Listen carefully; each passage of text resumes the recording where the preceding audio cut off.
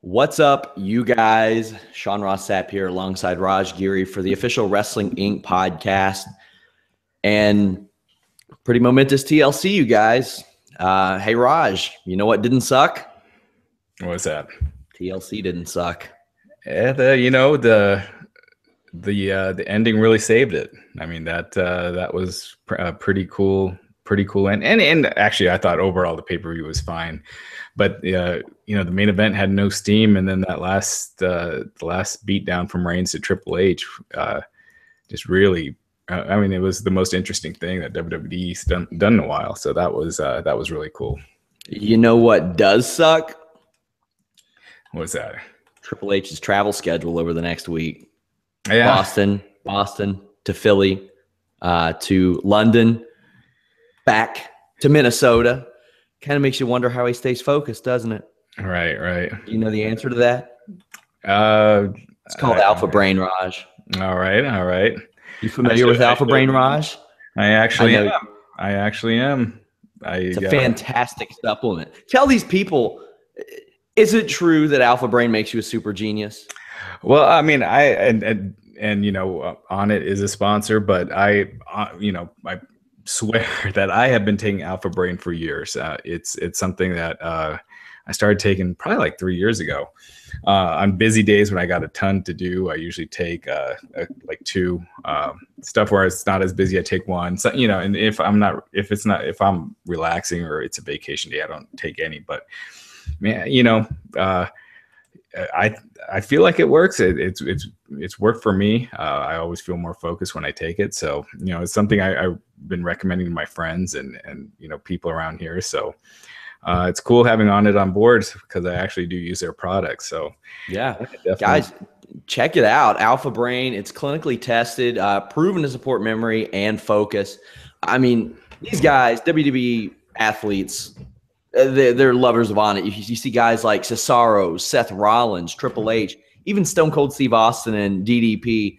They love On It. And I mean, if you want like a full inclusive thing, they have this awesome Total Primate Care pack that I use. I love it. It's like a multivitamin, but way more. They have the awesome T Plus, which they did a scientific study with Florida State powerlifters that increased their strength by 36%. So, I mean, if you want to lift up the great Khali like Cesaro does, On It's the way to go. Oh, well, yeah. Also, and the best part, guys, you can go to onit.com/wrestling right now. And because we love you so much, me and Raj, Vince probably doesn't love you all, but me and Raj do. You can save 10%. And if you don't want to be a super genius, if you don't want to be like Cesaro, fine. They'll give you your money back, 100% money back guarantee on all their products, no risks. If you don't like what you try, full refund. Onit.com/wrestling. Go check it out, guys. Support Wrestling Inc. And like I said, it works for me. I've been using it forever. So if I definitely urge you guys to try it out. And Raj is an official super genius. I tell myself that all the time. Well, I mean, you had the foresight to not buy NASCAR wallpaper, so It's got to be good for something. But yeah, this TLC show, I was pretty happy with it. And my standard for a WWE show is the bar has been lowered. We'll say that. But I was pretty happy. Do you want to start from the beginning? Yeah, let's start from the top. So a few hours before the show, it was announced that Becky Lynch would face Sasha Banks, a match on the kickoff show. A lot of people had trouble even seeing the kickoff show on the WWE Network because for the third straight show, they've had some streaming issues.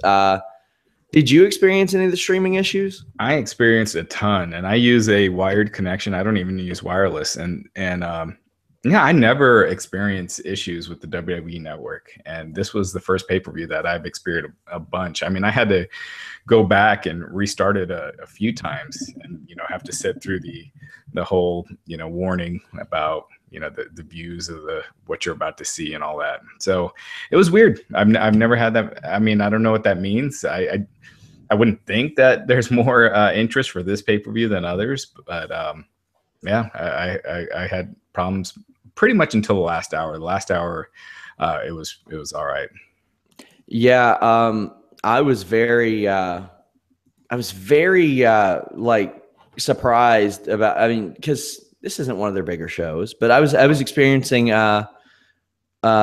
streaming issues big time for the first time ever, and I had obviously seen people complain about it during previous shows, but I'd never experienced anything like that. Maybe here and there, like some problems with an archived show and all that good stuff, but nothing like this. But either way, the match got underway. Sasha Banks versus Becky Lynch. Really, no advertisement before the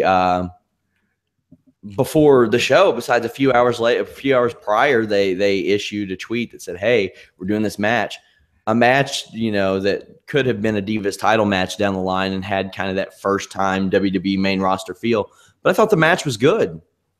Yeah. I thought it. I mean, it wasn't takeover or anything, but it was definitely a good for a pre-show. It was great, and I hate that Team Bad is trying to be the New Day now. Instead of Unicorn, you got Unity, and I just don't think it's working for them. Yeah. And Tamina looks just completely out of place while they're doing the, all the goofiness at the beginning. But other than that, I thought the match was good. It was a good, solid opener. So Sasha wins again. Her undefeated streak is intact. She still hasn't been pinned or submitted since, being on the main roster. So I would guess that it's leading to a heel Charlotte versus a babyface Sasha Banks feud soon. I don't know who else they got for Charlotte unless they keep Paige going for a while. But I thought it was good stuff and it made sense and there's good common sense booking. Yeah, I thought the promo from Team Bad was atrocious. I thought that was miserable, but once the action got started, I thought it was great.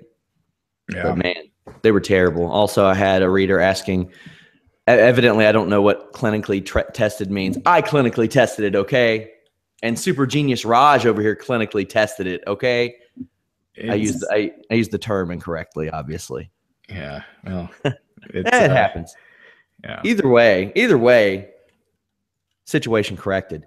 First match on the main card, I'm still in that UFC state of mind after last night, and it's not going anywhere for a while. First match on. Well, wait, before that, I want to talk about this League of Nations situation that was backstage. Did you see the Hall of the League of Nations? What was it? I think that was one of the times I was experiencing the issue. So I missed that promo. They were hanging out in a completely black room. I don't know. That's the Hall of the League of Nations. It sounds just so like Saturday morning cartoonish when they say stuff like that. Like it's kind of goofy. But it's hard to take him seriously as a top heel threat. It's the same thing we've been discussing for a while. When you book guys to look like losers forever and then just throw them together, people aren't going to take them seriously right away. So yeah, there you go. So the first match was an excellent ladder match from New Day, Lucha Dragons, and the Usos. It started off, and for the first few minutes, it was. I didn't think it was anything special. Then just one after another after another. It really started for me with that guano crazy senton that Sin Cara did to the outside from the inside of the ring. He ran and did a somersault senton over the top rope onto a ladder, and that's crazy. I can't believe that's like a 38-year-old former Hunico under that mask right now because it's given him new life. That was insane. One of many insane spots. Yeah, I mean, we've talked about the New Day, their opening promos getting a little redundant, but I thought it was still entertaining. It was good. And then the match itself was great. It was kind of what you said. Like when it started off, I was like, it's pretty good. And then, the first "This is awesome" chant, I'm like, man, this crowd is really jumping the gun and, with those chants. But, further down into it, it was great. And once it was over, you knew that nothing on the show was going to be able to top that. And as far as a match when it did, it was fantastic. And, Xavier Woods was great on commentary. That guy, he's a gem. He's like, he's really good at that role. And, I love the stuff he does with the trombone during the match. So, I thought that was hilarious. He gets up and says, from commentary, and says, guess what? This is no DQ, which I had questioned on Twitter. Why isn't he involved? But instead of doing a run-in, he jumped onto the ring apron and heaved the trombone and hit Kalisto in the back. That was awesome. Perfect throw, too. Yeah, the Biggie, that bench press spot was awesome. I love that spot. That was creative. I've never seen that before. I mean, it might have been done, something similar, but I can't recall ever seeing that.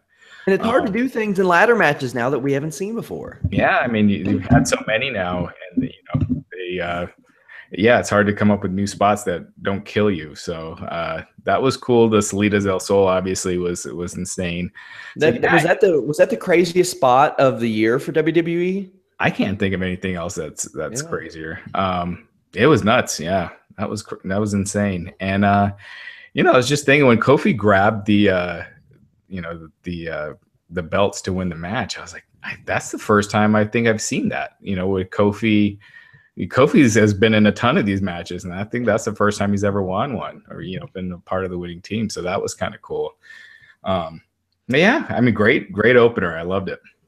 Yeah, I'm interested. Well, one, also, I thought that assisted 450 splash out of the monkey flip that Lucha Dragons do, that always looks just so awesome. But I'm interested to see if Kofi Kingston's in the Royal Rumble this year and how they play the Kofi's, escape from the Rumble type of deal this year, like with New Day, because I'm sure it's going to be hilarious. Yeah, and I'm sure he'll definitely be in this year. So yeah, I'm sure they'll come up with something cool. It'd be cool if they could involve the trombone somehow too. Oh gosh, I hope. Yeah, really, really awesome opener. I said at one point that I didn't think it could get any better from there, but it was a decent show in my opinion. Next up was Rusev and Ryback, and you know what this match could have used? A corkscrew plancha from Ryback, and it didn't have one. Yeah. I mean, talk about wasting that move. That's already forgotten. I don't know. I mean, this was positioned where it should have been. After that match, you need something to kind of bring the crowd down and everything. And I thought, it was placed fine. It was pretty much the same as their other matches, except this one had a finish. And, it made Ryback still look like an idiot for even believing for a second that Lana was injured. But, it had the right finish. Rusev should have gone over. I can't really complain. It wasn't anything all that exciting, but it was what they should have done. Yeah, I agree. I don't think this was too bad, too good, much of anything really. I did like that Lana faked being injured. Cool. I mean, I guess, sure, why not? I mean, the story's not going to blow anybody away, but it's not hurting anything. You have 3 hours to fill every week, so why not? Yeah, and some of these questions coming in, I guess we could answer them as we're sure. Along. So. Guys, if you're the guys who are listening, just feel free to ask your, whatever match we're on, feel free to ask any questions on that match and any other questions we'll get to afterwards. Yeah, indeed. So next up we had Alberto Del Rio versus Swagger. This got pretty violent. I tweeted that I think Jack Swagger is going to have probably about 7 bulging discs tomorrow. He got killed with those chairs. Again, nothing that great, but I mean, I think it has more to do with the fact that Swagger they kind of pulled him out of nowhere. I think if he had some sort of sustained push, which I say that, but he hasn't lost on TV in like 2 or 3 months because he's not been on it. But I thought this match was fine too. I didn't think it was bad by any means. Yeah, I think the concept of a chairs match, it's like a stairs match. It's just the dumbest thing. Basically, it's a no DQ match, except you can only use chairs, I guess. But even that's not true because it's still a no DQ match. So anyway, we saw people use kendo sticks and garbage cans in a tables match later. So. Yeah, exactly. So what? Because at least in tables match, you got to put the person through a table. The rules are different. There's a method to winning the match, like in a ladder match, tables match, TLC match. But with a chairs match, yeah, you can use chairs, but it's basically a no DQ match. So that thing's so dumb. But yeah, I thought, I thought it went a little overboard, but. I mean, Swagger's back. I was like feeling those after a while, and he's getting killed for a match that doesn't mean anything. There was plenty of that. I felt, he wanted to make it work, and despite him being on TV, off TV, at least his chant's over. At least you have that. Most guys don't even have that. The problem with the company right now is. If someone has a big performance on a pay-per-view, that doesn't change where they are in the company. I mean, you've seen that with Cesaro. He'll have a great match and then he's losing the next show. So to go like really put your body on the line like that and he's probably, honestly, I don't think he'll be on Raw in a couple weeks and he'll kind of be back to where he was, once this Del Rio thing runs its course, if it hasn't already. So, it was better than it should have been, I thought. But, a lot of that had to do with that brutality. But it was better than it should have been. Next up, we had the ECW Originals, I guess is what we call. Oh, also something I wanted to address. There were CM Punk chants in the Del Rio Swagger match, which I don't know if it was just them being smart asses. He's not coming back, guys. Not anytime soon. I think that chant has almost become more of a defiance. It's not like they think he's coming back or they need to bring him back. It's their way of showing that they don't like what they're seeing. That's their way of saying this is what's wrong with the product. And CM Punk spoke out about it, and that's why we're chanting it. Indeed, I agree. Next up was the ECW Originals versus the Wyatts. This was a wash for the Wyatts. The only one of their guys to get eliminated was Eric Rowan, which is exactly how it should have been. Kind of a comical spot where Devon Dudley was laying on a table and he rolled off of it, and the sheer force of him rolling off of a table broke the table. It's like they went to Office Max instead of Office Depot for the tables this time. We got the ones on sale, but they seemed a little flimsier than usual. There was a cool tease at the end of the match for a fire spot. Like Bubba Ray Dudley got out the lighter fluid in the lighter and looked like he was about to set a table on fire, and instead Strowman put him through a table. Yeah, I would have been shocked if that happens. But then that just, when you do something like that, it just reminds you of that they used to do that, and now they don't. So it's almost better to not even tease that spot, just because. But yeah, I mean, when he pulled out the lighter fluid, I'm like, there's no way they're gonna do this. And then when he actually dumped it on the table, I was like, wow. You figure Braun Strowman was going to be the one putting him through a table, but I was like, well, are they going to light it first and then have Bubba go through? Because he's got the shirt on and everything anyway, so it's not as bad him taking that bump. But So would you say that preventing the fire got Strowman some heat? No, it wasn't like fans were booing. Right, gotcha. I gotcha. It went a little over my head for a second. But, all right. It did, yes. Oh, keep taking that alpha brain. Yeah, see, I didn't take it today. So it happens.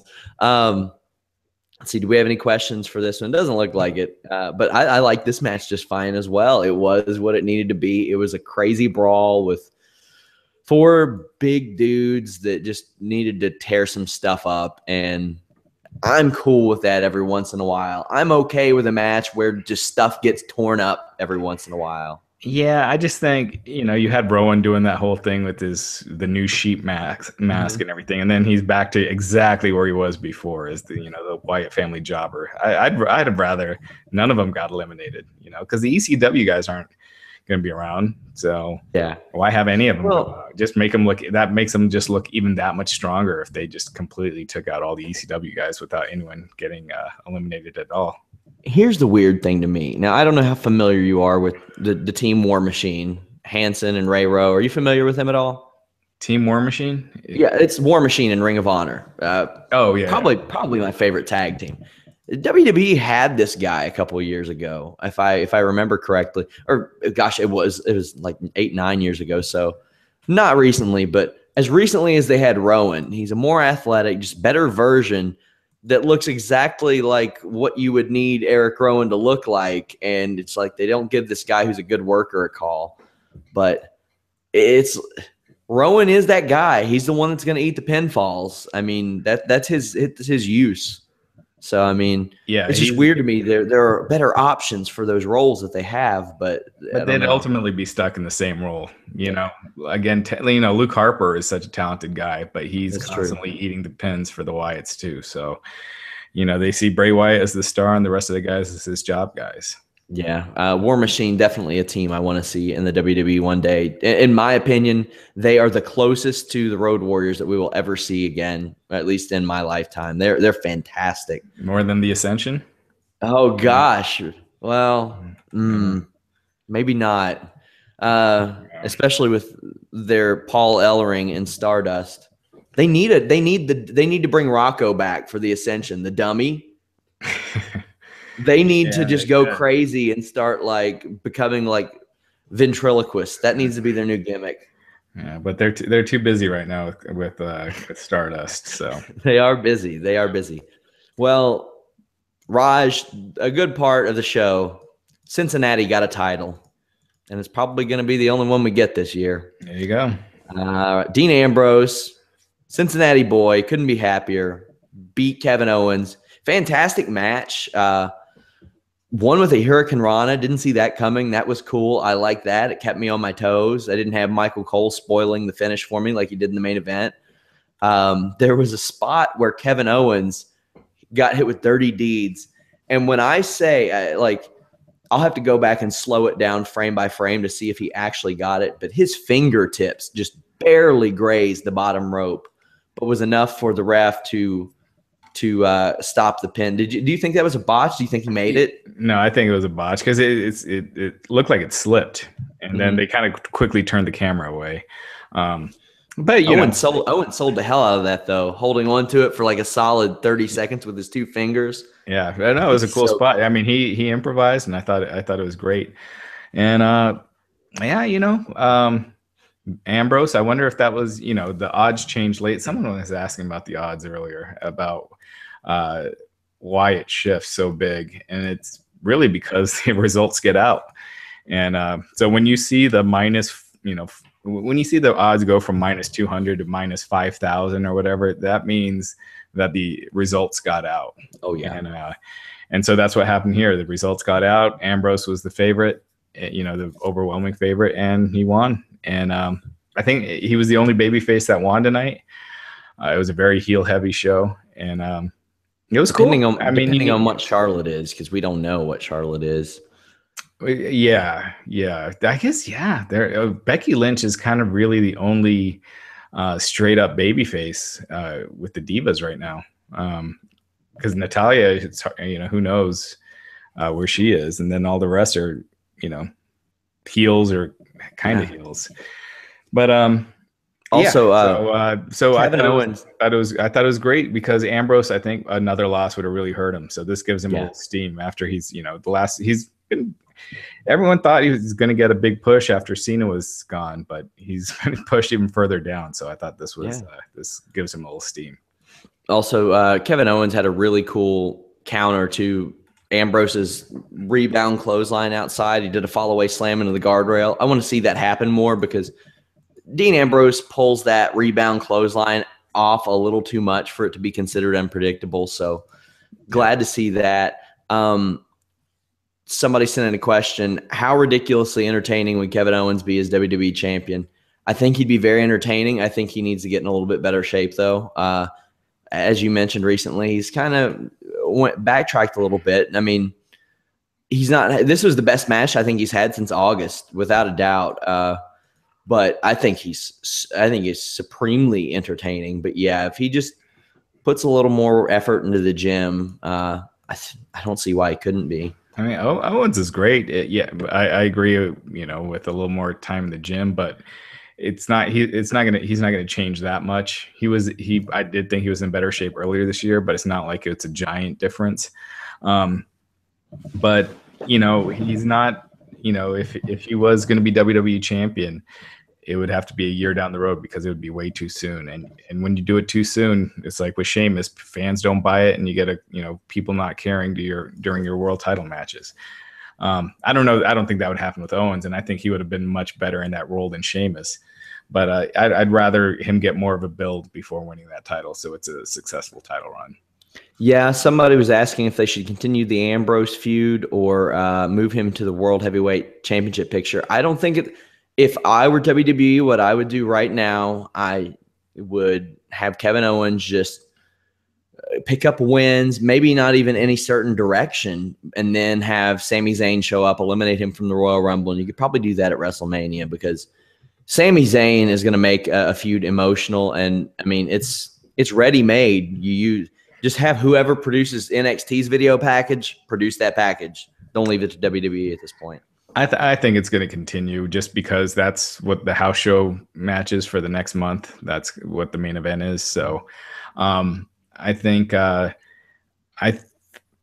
think it's going to go on because there's not really, with the limited depth that they have, there's not really anywhere else for them to go right now. So I think we're going to see that going for at least another month. Yeah, we also had a question to go back a little bit. Where do we see Bray Wyatt going at WrestleMania? Man, I have no idea. I always forget him when I put my mock WrestleMania cards together of late, which it's hard to put one together. It's starting to come a little bit into focus, but not really a lot. Gosh, I don't know. I mean, they've kind of done, all the top baby faces. He's faced them all and feuded with them just in the last year. I mean, you could always turn Bray Wyatt face, and it opens up some new possibilities. And but yeah, he's kind of Wyatt family versus New Day, maybe. Yeah, that'd be interesting. It would be. I think I don't know. It'd be a weird dynamic, but I think it'd be funny to see the New Day like kind of scared of the Wyatt family. Yeah, but I think it just takes Bray Wyatt down a notch. He's someone that should be more in the main event area, and so should Big E. So should Big E. But I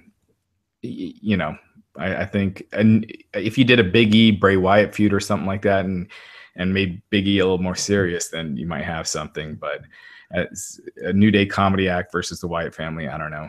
It just doesn't seem like the right dynamic. Yeah. Somebody also said, am I the only one that thinks Sheamus and Owens should switch roles? No, you're probably not. I think that'd be much better, but probably not going to happen. No, it's too late for that. Yeah, it's too late for that now. Sheamus is rock steady in a Ninja Turtles movie. He's going to get at least a little bit of a push there.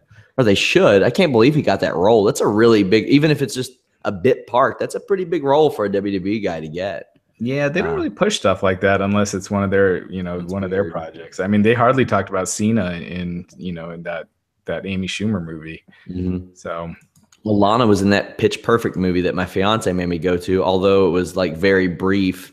That was like one of the top films, I guess, of the summer. And no mention of, hey, we have a woman who's in a huge movie, even if it's just a small appearance. Until last week when they did that really random, little trivia about Lana. You remember that on Raw? They did that. Yeah. It was so weird. It was just out of the blue, and I don't know. Did they do it on SmackDown for anyone else? Because I think that's the only time they did it. I don't know. It's almost like saying like it's. I don't know if it's because of the heat she has that they're like, hey, she's breaking kayfabe, so we might as well do it too with her. But they didn't do it with Batista either with Guardians, and that was huge. I mean, oh gosh, yeah, that's true. That's true. Yeah. So next up we had Charlotte versus Paige. Gosh, Raj, man. I'm gonna say I thought the match was okay. Nothing against the match. Your gimmick here are the current gimmicks for WWE Divas on the main roster. You have female Ric Flair, you have female Big E, Kofi, and Xavier, and you have Daniel Bryan's wife. Those are the only gimmicks. That's it. And a girl with goggles. That's it. I mean, those are the. Hold on, wait. A gullible girl with goggles. Becky Lynch. Becky, yeah. She's just some gullible girl running around with goggles and believing her best friend. But oh, God. This Ric Flair stuff. Now, I want to say this. Ric Flair is still a fantastic heel. Holy crap, he's so good. Like, as a manager, he's so slimy. It's great. I love it. But Charlotte's got to quit acting like him. And I know it's not her doing it. I know it's not her. I know she's being told to do it. It's got to stop. Yeah. And they're going even farther in that direction now with Flair in her corner. So at least she's a heel. At least she's a heel now. She works much better as a heel. And she seems way more comfortable. The match wasn't that good. It was there. But, you know, I feel like she's definitely a lot more poised and comfortable in that role and looks the part. But yeah, they need to. It's just tough for fans to boo Ric Flair now, you know, and to have him as a heel manager is just, I don't know. I think he can get it over. I really do. Too much of an icon for that role. He can do it, but he's you know, it'd be like Stone Cold being a heel manager for, you know, somebody. Well, I mean, not as bad, but you know what I mean. I don't think Stone Cold's as slimy. Like, you look at Ric Flair and you know he's a slime ball, at least in his character. You look at him and you're like, yeah, he's gonna help his daughter cheat. Here, one of my big problems is that they're doing this at the expense of Paige, who is not a good babyface and a fantastic heel. She doesn't need to be a babyface by proxy. You've got a girl who's sympathetic in Becky Lynch. Do it at her disposal, or, you know, you use her to do it. Also, I've had a lot of people say, well, why haven't they introduced Paige's mom into this? Nobody knows who Paige's mom is. You all do if you watch that stuff, but nobody else does. Unless you had something creative for it. You know, I think you could have done some stuff with Paige and Flair. Everyone knows that Flair is a dirty, horny old man. You could have, you know, done some stuff with him making a pass at Paige, or Paige claiming that Flair made a pass at her, and, you know, do something interesting there. There's so many ways you could take it. I can't wait for Ric Flair to reveal his 17th wife as Paige's mom. Yeah, exactly. Yeah, they could do the whole Al Wilson, you know, kind of revamp that whole thing, but with Flair and Paige, you know. But yeah, well, she does seem to like the older dudes. I mean, the Scott Hall Paige interactions that we've seen, and she's all about it too. She seems like it. Yeah, someone had a kind of a good idea. What's that? That's pretty good. You think Charlotte can get good heat if she turns on Rick, saying she doesn't need him? Absolutely. That'd be really good, actually. And yeah, I think fans would definitely see Charlotte as more of a heel for that. And I think that's a good idea. What's more likely to happen? Paige getting a title shot after title shot until she wins it, or they have Becky have a go at Charlotte next? Looks like Becky. Yeah, I mean, I feel like Paige has run its course, but they often do run these feuds into the ground just because they don't have much else lined up. Yeah, I mean, Paige has just been beaten nonstop. I can't remember, you know, last time she's won, you know, twice in a row. So yeah, I think I mean, Becky's been losing nonstop too, so it's kind of weird to put her in the title match position, but I wouldn't go with Sasha yet. I'd hold off on that till WrestleMania season. So I think Becky is as good an option as you got. Or, yeah, I guess Nikki's going to come back. So I could see them going that way too. Now with Nikki as a babyface. Come back. Actually, I'm pretty sure that's probably what they'll do. Well, she said she's going to find out next week when she'll be back. Also, somebody said, is Charlotte going to blade like her old man? No. I don't want to see that. I don't either. Let's see. What else? With every diva turning heel at this point, yeah, we took that one. Oh, man. Nikki is a babyface. So I don't know about that. And somebody says, is Charlotte a flop? Well, she flopped tonight. She did the Flair flop. And Kevin Dunn missed it. Yeah, well, it's way too soon to say she's a flop. I think she's fine in her role. It's just she's, and again, I think she's just starting to come into her own now that she's a heel. So we'll see. Yeah, give her time, guys. But yeah, one thing I wanted to talk about, the camera cuts tonight. It missed the Flair flop. Sasha Banks was doing that awesome double knees in the corner, which is one of the coolest moves in wrestling. And she did it to Becky Lynch's back. And I know you've noticed those insane camera zooms they do. And they do it because, they don't want their wrestlers killing each other. So it kind of, I've been to WWE live events and they really patty cake some stuff in there. And you see how the angles help. But, man, you don't even get to see the move on a lot of this stuff. I mean, for having such a great production team, they should not be missing that. But, yeah. Yeah. Do you – and maybe this is just being a conspiracy theorist, but is this another situation of Vince trying to prove himself right, booking these bad gimmicks? They're really bad gimmicks with the women. That Team Bad promo, oh my God. My guess is he hardly has his hands on the Diva stuff at all. You know what I mean? Like, that's a stark contrast from when he used to have his hands all over the Diva stuff, if you know what I mean. Actually, yeah, right. Actually, you know what? Maybe he does. I don't know. Because Triple H, they're black. We'll have them act like New Day. They're over. That's how it goes. Yeah. $1 million idea right there. Unless they're big and jacked, you get you get kind of pigeonholed into certain gimmicks. Man. All right. Yeah. They did the Charlotte Becky Lynch interaction after this where Charlotte tried to pinky swear with Becky Lynch and Ric Flair did it instead. I thought he was great. I do like that dynamic that they're doing with Becky Lynch and Charlotte. I think that's great stuff. I really, really enjoy that because you see Becky Lynch learning a little more each week. And yeah, I like that. I think that's been pretty good. But again, you're having her beat all the time. They have weird ways of transitioning people into title feuds.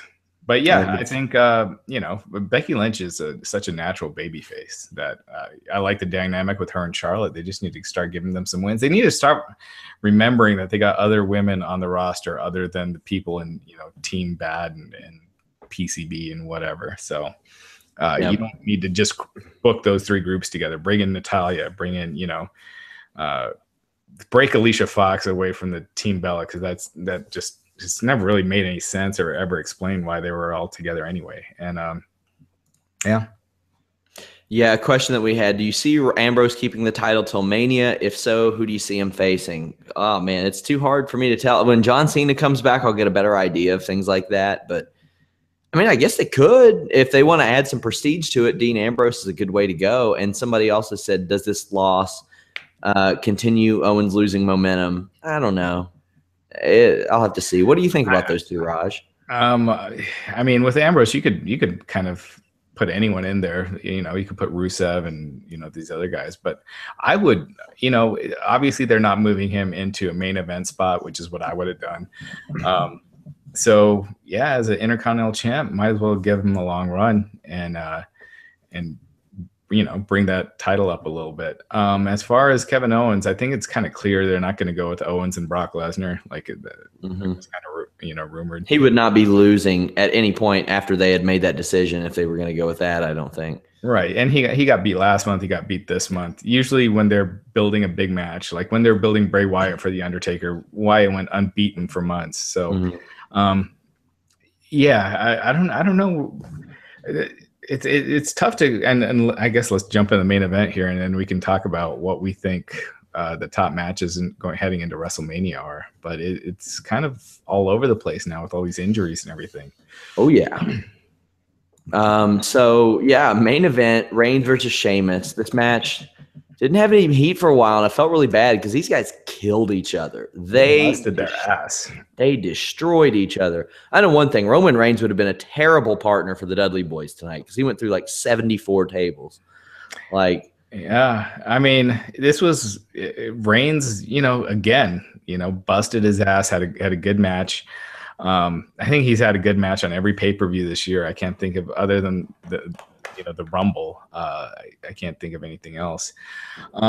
But this was a case of all the terrible booking decisions that WWE has been making coming to a head. This, like listening to it, did it sound like a WWE Championship match or what it should be?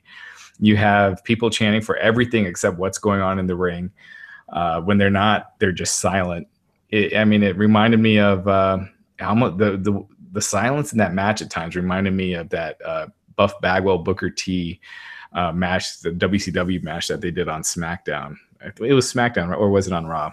But anyway, I think it was on Raw because it was live, and that's what got Buff fired. Yeah, right. Yeah, and where the crowd is just silent, and you're just like, oh damn, this is dying. And it's that's what you do when you book a guy as champion that no one buys in that role. And it could have been way different. You could have booked Sheamus a lot stronger. You could have had someone else win the title. You could have made a lot of other decisions, but that's where they're at. But at the same time, I'll give them credit for this. They turned that around after the match. There were some scary spots, like in this match, like Sheamus yanking Roman Reigns down off the ladder, like in pretty irresponsible ways, like considering you have such a depleted roster. Yeah, it's like you don't want either of these guys getting hurt right now. Even though Cena's coming back, I think it was originally supposed to be tomorrow. 26th, I think. I think it's going to be the MSG show. Oh, right. He got removed. He was originally supposed to be at Raw tomorrow, but he got removed from that. So they need to start putting those MSG shows for December 26th on the network, because those are always cool shows. Well, I was wondering if they're going to put that the WWE event, in Inglewood this weekend. Where that has Brock Lesnar, and I figured they wouldn't advertise it before TLC because they want to stick with that, but there was no mention of it, so apparently they're not going to. So that'll be Brock Lesnar's first non-televised match since returning to the company. Who's he facing? Is it Del Rio? Did I read that? Yeah, Del Rio, and for the title. So it's going to be a DQ. God, that would be kind of cool. Which I'm sure he'll get DQ. I'm sure League of Nations will run in DQ. He'll kill them all, and it'll be Dorkapalooza in there while Lesnar kills them. Where was Barrett in this match? I was about to say that. Barrett was and I saw Lance Storm tweeting, "No, seriously, where's Wade? We don't know where Wade is." Maybe he got locked into the Hall of the League of Nations or something. Yes, he didn't have a key. I mean, it's like he was treated like a geek before entering the League of Nations, and it's like now he's not good enough to do the run-in, So I don't know. I feel bad for what they're doing with Barrett. I think the dude has a ton of charisma and a great look, and he's good in the ring. Could be a top guy, but it's been booked like crap. I just love for him to turn babyface one day on this group and tell them that they've all got some bad news and start throwing out some bull hammers. And just bad news thing was money. I don't know why they let it go. It looked like it was going to be such a trash fire gimmick, and he made it work. So the real story, League of Nations came out. They prevented Reigns from winning the title. If I'm Reigns, I'm pissed at my family. He has the worst family I've ever seen. Apparently before the main event, apparently loyal baby faces don't have friends, but incredibly selfish assholes have plenty of friends. That's what I've learned watching WWE. Yeah, when you're going to do something like this, at least have a show like the League of Nations, like sneak attack Ambrose, backstage or something that gives you, because there's no reason Ambrose shouldn't have came out, after the League of Nations did. So anyway, it's just sloppy, lazy storytelling. Yeah, I agree. Well, the real story of this show and this match, afterwards, Roman Reigns just went crazy and started to beat the hell out of the League of Nations with chairs. Triple H, a bunch of officials come out. This was extremely well done with Triple H. I mean, Mike Chioda was up on the apron, and Triple H screams at Mike Chioda to get away from the apron like he's genuinely worried that Reigns might kill him. Triple H undoes his tie, gets in the ring, and gets the crap beat out of him by Roman Reigns. Just destroy. Which, I mean, he was taking those chair shots a little easy on the boss, I could tell, but But this was cool. I like this. You know, I thought it was great, because it opens up so many possibilities of ways they can go too. I mean, if they didn't have such a depleted roster on 5 hours of TV they got to tape this week, I would have Reigns suspended and not show up on Raw, on TV at all this week, and kind of sell that, and build a storyline. If he comes out there smiling tomorrow, I'm gonna snap. Oh my God! Or if Stephanie emasculates him in the opening segment, I'm gonna snap.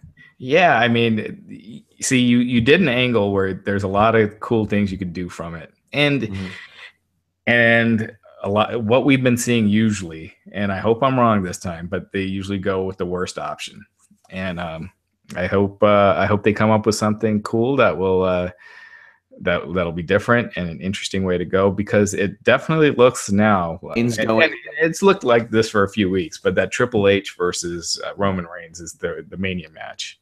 I think I lost you for a second there. Did you lose Mike? Yeah. Okay. I could hear you. Oh, okay. Well, maybe you lost me. Who knows? Either way, that'll be interesting to look back at on the podcast. But man, I love this segment. If this is what they were building to the whole time, maybe it was worth it, because it's not easy to have like a really emotional moment. I mean, and this is a guy who just had a match that had no heat, a world title main event match that had no heat. But the post match with 3 guys that are not, internet guys or whatever, and this had some emotion to it. This had some heat to it. The crowd was feeling it. Reigns played it off. He waited. He used his facial expressions. It was so funny because like the line of the year was Stephanie saying, "He's not even blinking," and that made it so much better. He looked like a man who had been screwed out of 4 or 5 title matches. That's how you see. This is where they're all over the place with Reigns, right? Earlier, before the match, they're talking about him tweeting Sheamus. Badasses shouldn't be tweeting, you know. Then during Conor the match, McGregor tweets a lot. Come on now. But he's not like that kind of Brock Lesnar badass like that. He's more like the entertaining, heel that I can't really. I would compare more to like an Ambrose. Yeah. So, and then he's like getting his ass kicked most of the match, kind of like a Daniel Bryan-ish match that he worked. And then he's this complete badass at the end, which is and that's what he should be. That's how he should be booked, not telling stupid, corny jokes. This badass that doesn't care and is not going to get screwed and is not handing over the belt to Stephanie McMahon and all of that nonsense. And it was right. And you saw the crowd react. I mean, if they had been booking like him like this all year, it might be different, So yeah, I thought it was. It's clear that they're going with Triple H and Reigns at WrestleMania. I think, and I think that's the right match. I think that's the biggest one they could do now. Is that going to be for the WWE Championship? See, I would like that. I wouldn't mind that if I think that would be the best. I would like if. Like, I don't know. I would like for somehow Triple H to maybe realize that, all these people have to have his help, like Sheamus and Seth Rollins. And he's like, screw you guys. I'm taking the title. And it was so funny because it's almost like he said, fine, if none of you guys can get Roman Reigns over, I'll do it myself. And he did it. He did it. He got him over. And yeah, I mean, that's what you could do this at the Rumble where you have, Reigns beat Sheamus earlier in the night. And then Triple H, backstage is telling the League of Nations or whoever that you guys need to win the Rumble. Otherwise, because you can't have Reigns as champ. And then all those guys get eliminated. So finally at number 30, Triple H knocks out whoever was supposed to come out and enters himself in and goes on to win. Yep. And then, he's saying, I'm back. I want the title. It's, me and Reigns, and that, that would be something cool. And that would be an interesting WrestleMania match. Cause I don't know what else would you do with Triple H for Mania? I like that. I mean, it doesn't look like The Rock's going to be doing Mania. So I love that idea. I think that's perfect, and even Reigns as the champion and Triple H as the challenger. I like that because there are always those people who will think that Triple H will put himself over no matter what. And he hasn't been, but I mean, still, it's going to make for a great.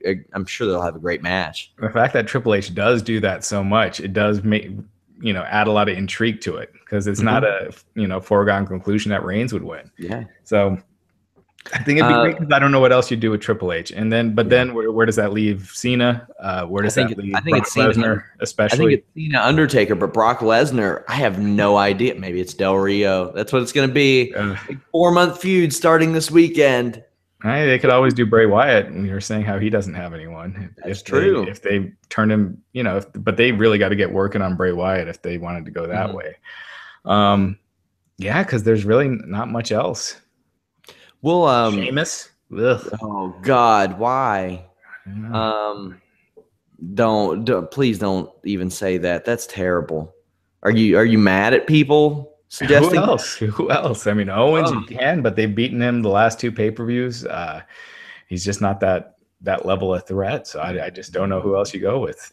Ambrose, you could do a babyface versus babyface, I guess. I don't know. It's there's no clear like last year it was clear which way they were going. It was clear it was going to be Reigns and Lesnar and Taker and Bray Wyatt. This year you don't know.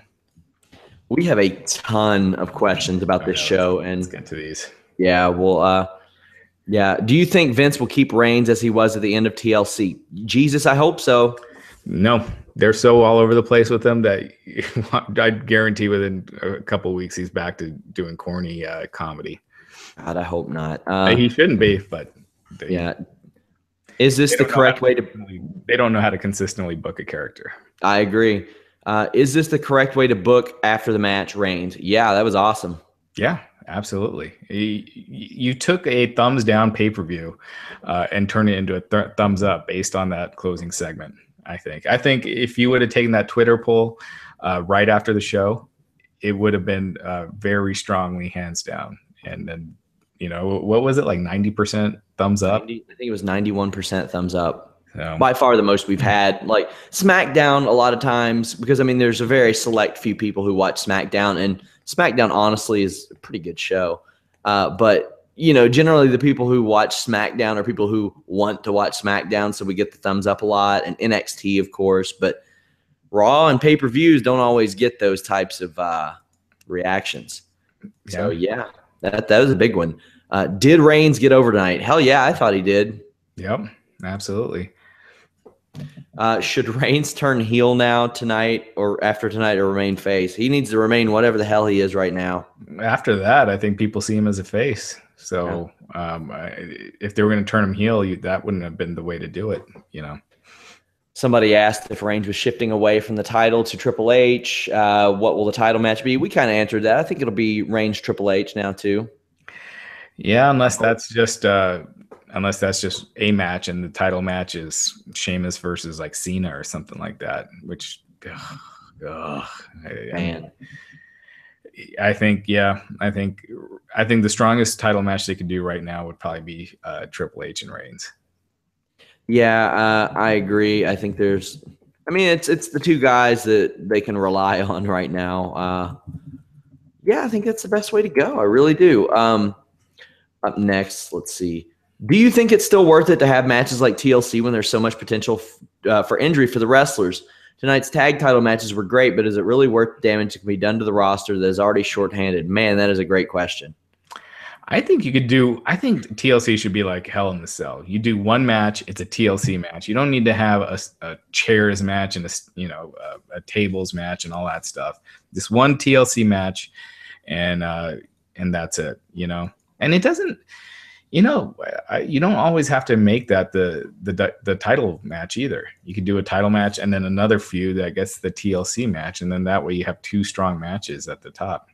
So, yeah, somebody said, so is Brock going to be on Raw tomorrow? He's not advertised. No. So that's when is that? That's a Slammy's Raw that he'll be on, right? Like December 28th from Brooklyn. I had posted his schedule earlier last week, I guess. Don't quote me on the December 28th in Brooklyn. I just seem to remember him being booked for the Slammy Raw, but I could be wrong. It's going to be whenever they do bring him back. I would imagine that they're getting the ball rolling on his feud, though. Yeah, his next Raw is until January 11th in New Orleans. Yeah. Oh, wow. So January 11th. I could have swore they had one in December, but oh well. Dream lineup of champions with the current roster. Ooh. I would say probably I would have it Reigns with the current roster uninjured. I'd have it Reigns or Ambrose, depending on which is babyface, which is heel. Probably seen as a U.S. champion because that's been pretty fun. New Day tag champion seems to work pretty well. I don't know about Charlotte as Divas champion, and probably already have that on Sasha Banks. She's the most over person and can have a good match with anybody without really any help. And the Intercontinental title, man, that's kind of tough. Maybe like a Rusev, and I'd have him go on another big streak to try to rebuild him. Yeah, that's probably mine. Yeah, for the most part, I'm fine with the champions that they do have. Like I agree with you. I think shots. Why does that always happen? Sasha is the most over diva and with the most upside, but I'd rather hold off until Mania for her to win it. And hold on a sec, my wife is going to make a quick cameo. What do you need to get? Okay. King of Swag Style on our comment board is mad that I picked. Oh boy, she's destroying my office. Oh, that could be worse. I mean, at least she's not driving a stock car into your office. I have dozens of them. Yeah. King of Swag Style is mad that I picked Cena as U.S. champion. You know what, King of Swag Style, you're right. It needs to be Nikki Haru Belasawa. She should be the U.S. champion.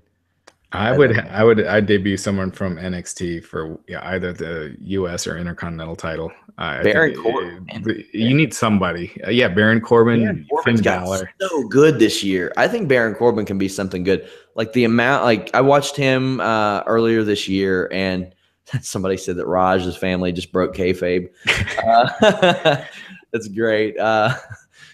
But Baron Corbin has gotten so much better, and plus he has one of the coolest finishes in wrestling right now, and that goes a long way. But yeah, you could have him, and you can bring Finn Balor, and the way I see it, with someone like someone like that on top in NXT, you bring in Finn Balor, you could bring in Austin Aries in NXT, and then you still have that balance. But Baron Corbin's greatly improved. I think he's ready for the main roster. And there's a lot of guys ready. Enzo and Cass are ready. Finn Balor's ready. Samoa Joe is obviously ready. Yeah. If they debuted Samoa Joe right now and put him in a thing with Brock Lesnar, I bet it would get huge. Yeah. I think it could get huge. I really do. You got to remember the difference between the NXT, indie fan base and the mainstream fan base. Well, I mean, I think Samoa Joe is a Brock Lesnar threat right off the bat. You'd have. Maybe not a threat, but who is a Brock Lesnar threat? They haven't booked anyone like that. So Roman Reigns. That's pretty much it. True. One thing I wanted to bring up before we go, Mauro Ranallo, for those of you who aren't familiar, New Japan Pro Wrestling on Access commentator, did some commentating, I think, for Strikeforce, does it for Glory, Showtime Boxing. Really, who I consider I think he's the best boxing commentator, best MMA commentator, best kickboxing and pro wrestling commentator. He's going to be the new voice of SmackDown on the USA Network. This is a big move, not somebody they generally pick, because he's a straight wrestling guy. And because of that, I don't know how it's going to work. Because I love listening to Mauro. I think he's fantastic, but he's very in depth. He's very into the backgrounds. He's very into really getting into the history of things. And Vince doesn't like that anymore. I mean, he likes the commentary to be very shallow, and he likes that Michael Cole style. So, and that's not what Mauro Ranallo does. And if he did, it would just kill his credibility. It'd be like Jim Ross moving to that. So, and as if it couldn't get any weirder, Michael Cole supposedly is the person that got him the job. And apparently Vince saw it was a video of Mauro Ranallo calling a mock fight between Floyd Mayweather and a billionaire tycoon, and Vince McMahon loved it, but said that he wanted Mauro to be like Mauro, but just with a twist, and a WWE twist. You never know. Yeah, I mean, Mauro is there. He has that when he gets overexcited. It's kind of like Joey Styles when you do the oh my gods and stuff.